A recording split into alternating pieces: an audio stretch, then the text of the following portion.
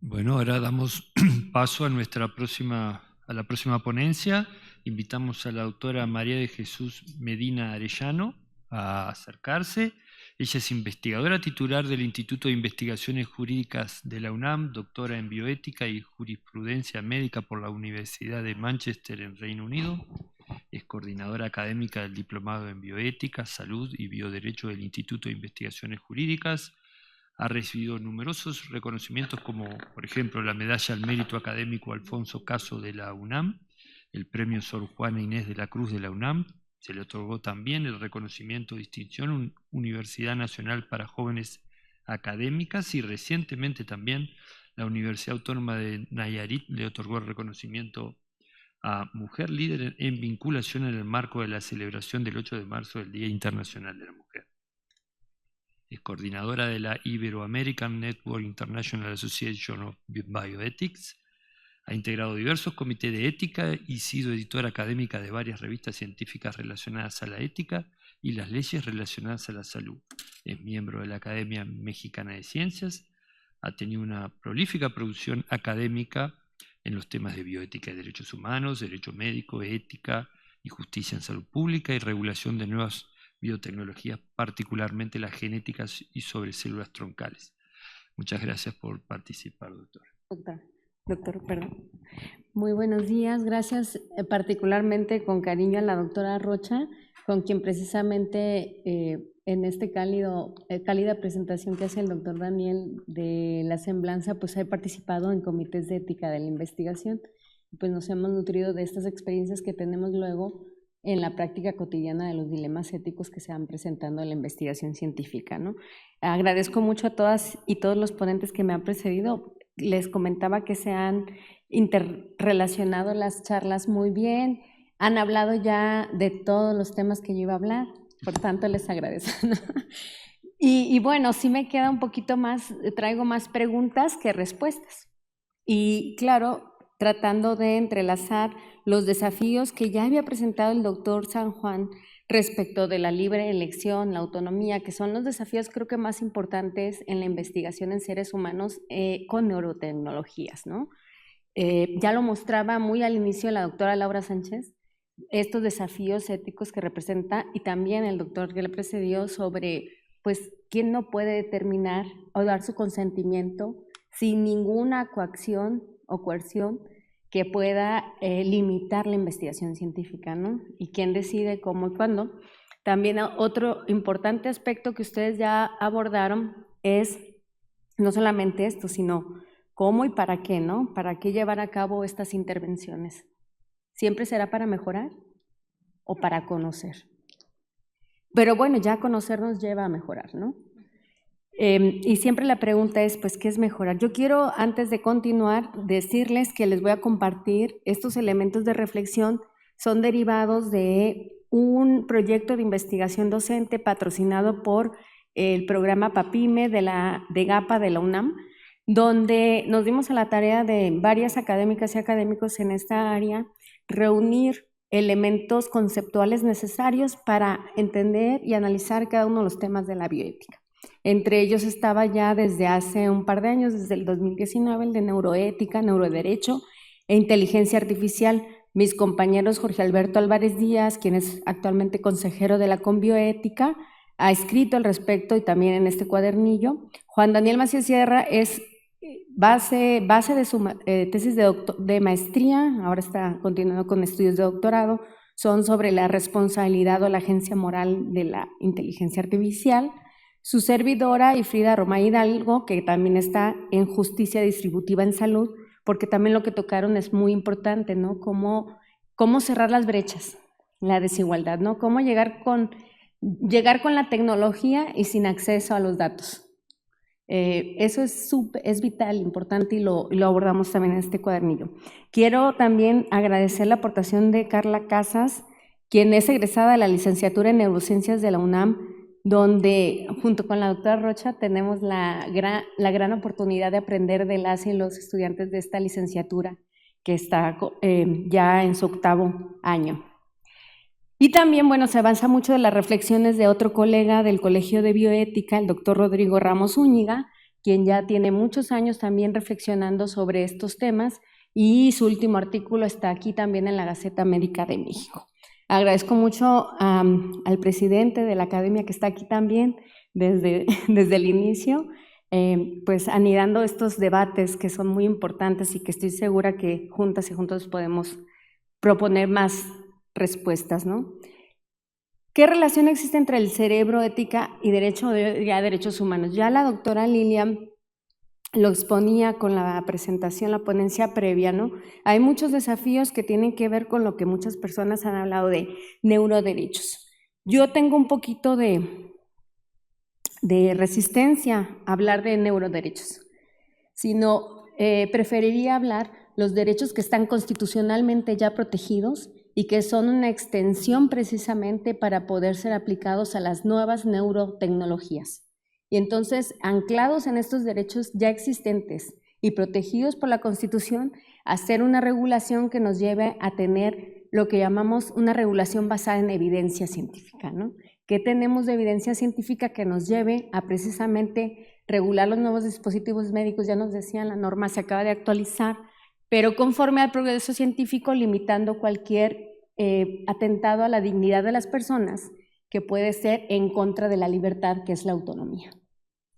¿Y cómo lo vamos a determinar? Pues esto también tiene que ver pues con temas de test, no sé, y otras tecnologías que se pueden aplicar. Ahora la doctora Laura ya nos dijo muchas tecnologías que podemos y con las que se puede interactuar para saber qué es lo que está precisamente una persona procesando en el cerebro. Pero bueno, el hecho es de que tenemos derechos constitucionales que protegen la identidad personal, la privacidad de nuestros datos sensibles, que son datos en salud.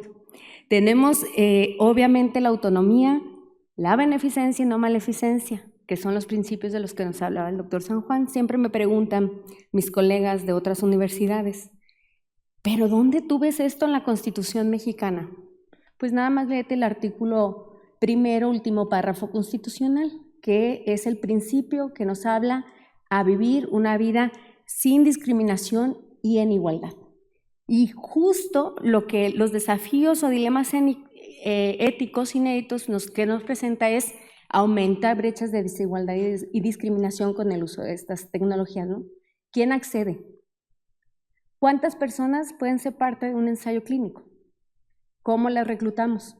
Y son preguntas que ya están en la ética y que ya están en la regulación también. Entonces, creo que una mejor armonización de todos los elementos que ya tenemos en la ley puede darnos a establecerlos en los marcos existentes sin que tengamos leyes e iniciativas que ni siquiera se han discutido en el Pleno de la Cámara de Diputados o en el Senado, porque pues sí, resultan temas que no son importantes o que no los ven las personas como parte de una prioridad en regulación en salud.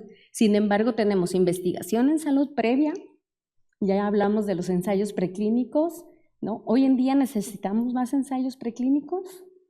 Es otra pregunta ética, no estoy diciendo que no.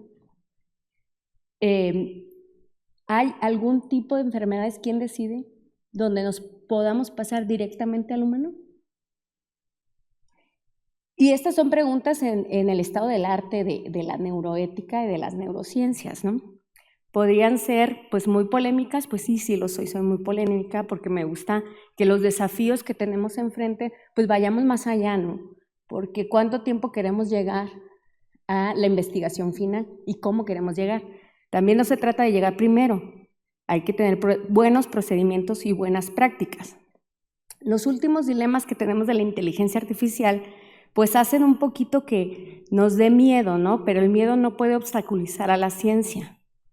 Y hoy hablamos de que si las máquinas inteligentes pueden tener responsabilidad moral y después legal por los sesgos cognitivos que llevan a situaciones fatales y de discriminación, ¿no?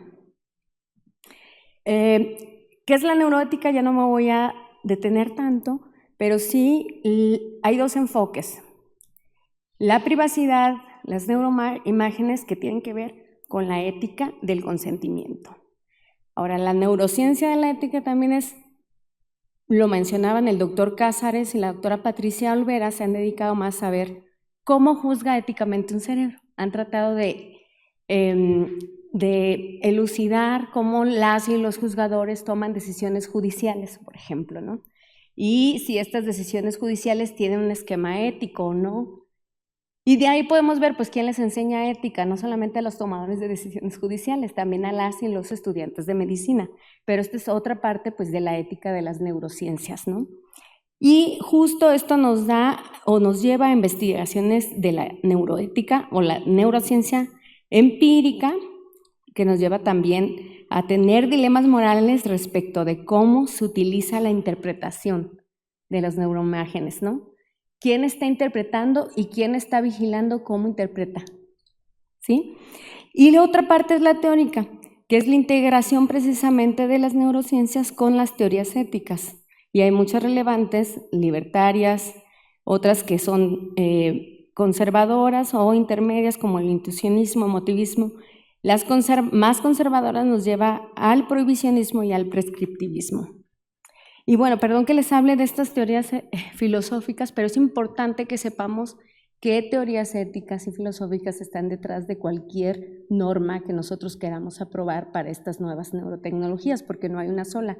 Hablamos de los principios generales de la bioética, pero estos llevan también bases teóricas muy fuertes con las cuales se interpreta cada uno de los principios y pueden ser interpretadas de distintas maneras, ¿no? Y esto también nos puede llevar a cómo precisamente utilizamos no solamente neuroimágenes en juicios, sino en determinar la responsabilidad legal de las personas.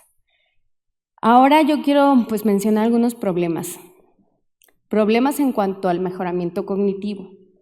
Y ya también es que fui hilando cada una de las ponencias y dije, qué bueno que hay elementos de cada uno de los desafíos que abordaron ustedes. ¿Qué debemos de permitir? ¿Mejoras cognitivas o no médicas? O cualquier tipo de mejora, como dije, el conocimiento, ¿no? Ya les dije, otra pregunta es si la inteligencia artificial puede ser un agente moral y por siguiente con responsabilidad legal. Aquí tenemos falta de evidencia científica en personas sanas. Entonces, ¿cómo le hacemos para reclutar personas sanas para la investigación? Porque todas y todos ustedes se enfocaron solamente en personas padeciendo enfermedades neurodegenerativas. ¿Cómo podemos las personas sanas contribuir a esta investigación y de manera ética y legal? Pues muchas personas se opondrían porque eso no significa una mejora, significa una contribución al conocimiento, pero si consideramos el conocimiento como mejor, entonces ya estamos parte de, ¿no? Por ejemplo, la cirugía estética es una forma de interferir en las personas y muchas personas creen que eso es mejora. ¿Por qué participar de la investigación siendo parte? No es mejora, claro. Y esto lo piensa el neurólogo Anjan Chatterjee, ahí me corrigen por favor con la pronunciación. Él piensa que el deseo del público por el mejoramiento personal es insaciable, por lo que los neurólogos deberían sentirse cómodos con la idea de que pacientes sanos acudan a ellos para tener mejores cerebros. Esto es una posición muy liberal, ¿no? Pero lo que podemos encontrar es el funcionamiento neuronal precisamente de los cerebros u otros conocimientos que nos lleve de la participación como sujetos sanos. Entonces aquí, ¿cuál debería ser el objetivo no solamente de la profesión médica, sino también de la investigación en neurociencias? Las y los nuevos neurocientíficos solamente se deben de enfocar a tratar enfermedades y discapacidades con el fin de restaurar funciones cognitivas o deficientes a niveles normales, o también buscar la funcionalidad del paciente por encima de lo normal. Y aquí pues nos lleva, esto es sumamente problemático, porque nos lleva a decir, híjole, tenemos problemas de justicia distributiva, de discriminación y a lo mejor de sesgos. Aquí se plantean dos problemas. Ana es una estudiante de preparatoria con una discapacidad de aprendizaje moderada que le causa pérdida de concentración y dificultad para recordar cosas. Billy, su compañero de clase, no tiene discapacidades de aprendizaje y posee una concentración y memoria promedio. Mientras estudian para un examen estandarizado, Ana toma Ritalin, mientras que Billy no toma nada. Cuando reciben los resultados, Ana y Billy descubren que obtuvieron la misma calificación. ¿Hizo algo mal Ana? ¿Por qué sí y por qué no? Se los dejo. En el segundo caso, tanto Ana como Billy no tienen discapacidades de aprendizaje y poseen una concentración y memoria promedio. Mientras estudian para un examen estandarizado, Ana toma Ritalin mientras Billy no toma nada. Al recibir sus exámenes, Ana y Billy descubren que Ana sí obtuvo una calificación mayor y significativamente más alta que Billy. ¿Aquí hay algo mal otra vez con Ana? Y el tema tiene que ver, justificamos que alguien con una discapacidad pueda acceder al mejoramiento para decir que estamos en igualdad en el mismo salón, en la misma aula o con las mismas oportunidades. O alguien que también está sano, pero quiere ir más allá del promedio, incluso por encima de las discapacidades, pero ese alguien tiene acceso a un medicamento que cualquier persona no tendrá. Y más con discapacidades. Entonces, claro que esto nos puede llevar a perpetuar discriminación en salud, sobre todo a quien puede acceder a la mejora y a quien no puede acceder necesitándola.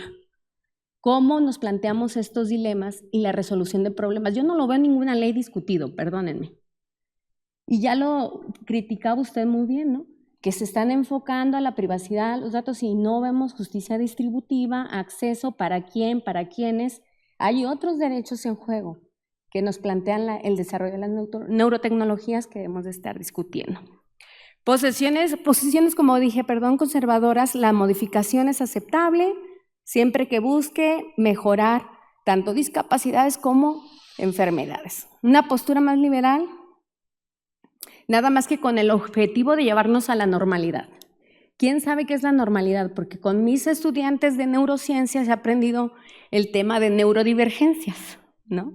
Y justo tienen muy claro la perspectiva de discriminación basado en un no entendimiento de la neurodivergencia, ¿no? Que es la sociedad más la que discrimina que la propia tecnología, porque estos son pues determinantes sociales que nos llevan a decir qué es lo normal para una sociedad. Sin evidencia científica, siempre la postura conservadora sin evidencia científica. Una postura liberal nos lleva a decir que incluso cuando intenta mejorar la funcionalidad del paciente, más allá de lo que se considera normal. Entonces aquí ya estamos con neurodivergencias, ¿no? En el caso de Ana y Billy, pues muchos dirían, es que son neurodivergentes. Yo no veo la disparidad entre una discapacidad y una mujer que quiere ir más allá de lo normal. ¿O sí? Esa sería una postura liberal.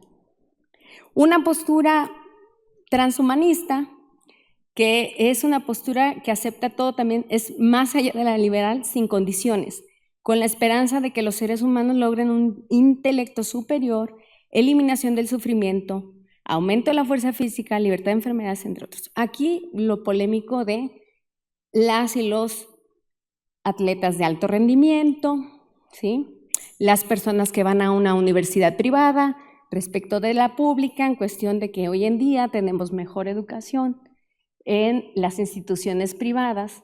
No es una afirmación generalizada, sino simplemente es la percepción, narrativas, rankings que se tienen en ese sentido.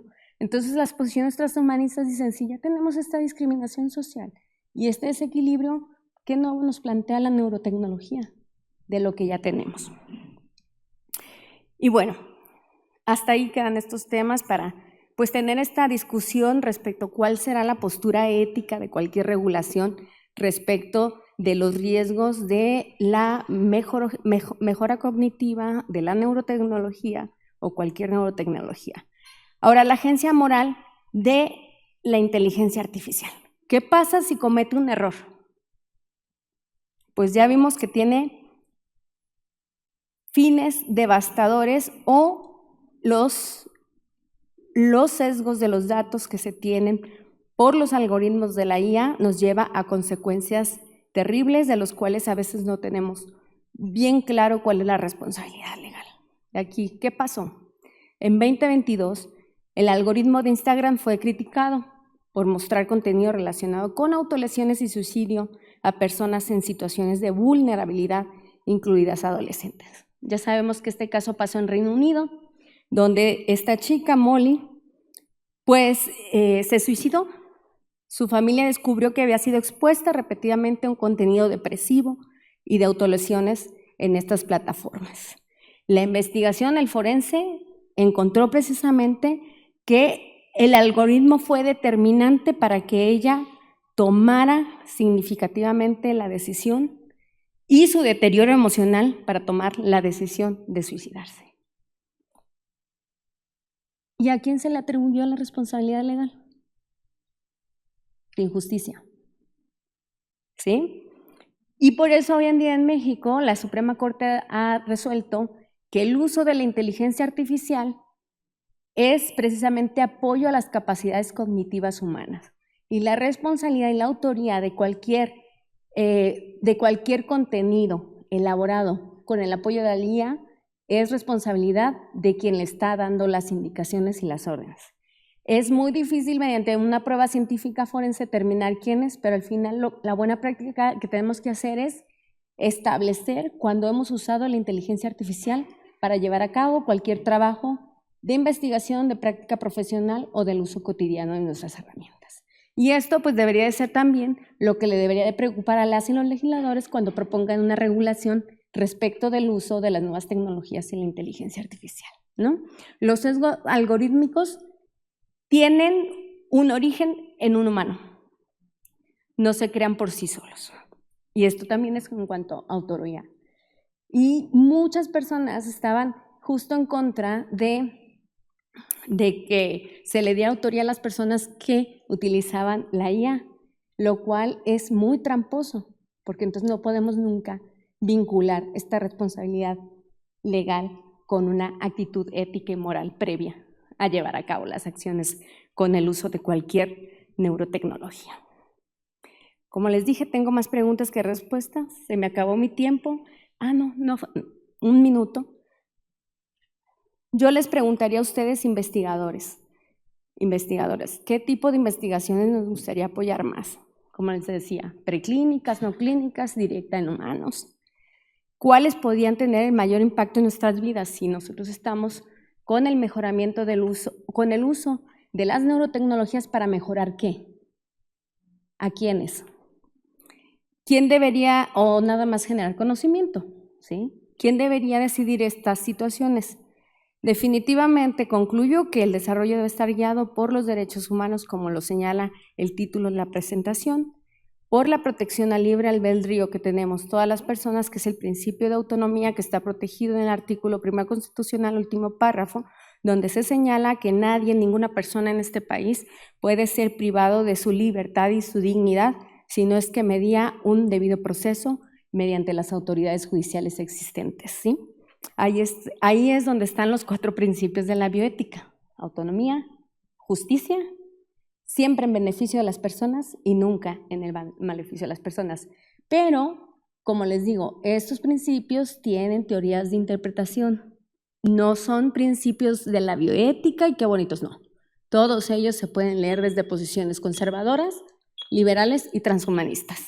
Entonces, lo que les hago es un llamado a una conciencia crítica para que por fin tengamos regulación ética considerando factores más allá de la protección de datos. Muchas gracias.